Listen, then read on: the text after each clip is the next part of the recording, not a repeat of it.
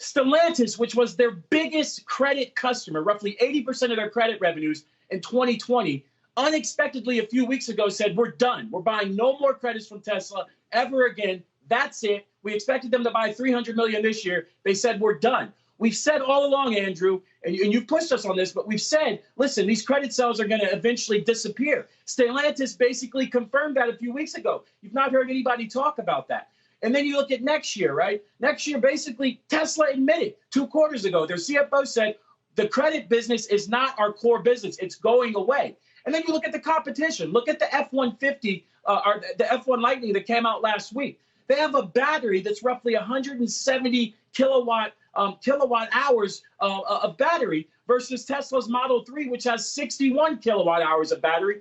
Yet the F-150 costs the same as the Model 3. So it looks like Ford actually has an advantage in battery technology. And then you look at all the other cars that are coming along. I'm looking at my spreadsheet here. The Audi Q4, the BMW i3, the Mercedes EQA, the Volvo XC40, the Recharge, the Volkswagen ID4, the Ford Mustang Mach-E. There's literally 20s of cars coming that are going to challenge Tesla. They're losing market share. This is a company that we think is on the downdrift. And if you look at anything from market share to revenues to earnings, this company is really losing. And I think people keep looking out into the future. But if you look at what's actually happening today, the outlook is quite dismal.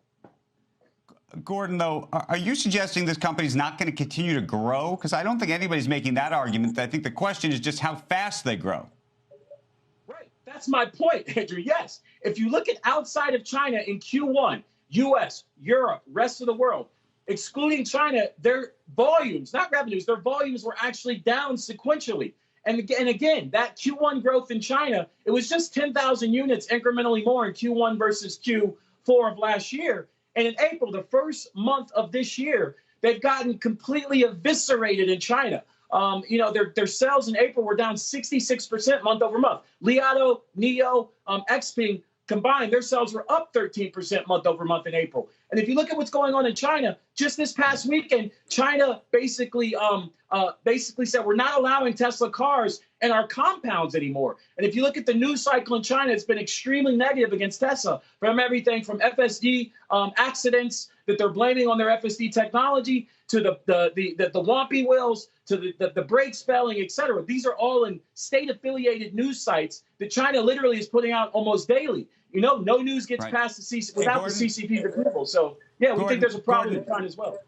Gordon, we got to run, but I got to tell you, every time you come on, of course, the Tesla bulls come out and say, why do you let this guy on TV? He's saying all that, what's going on here?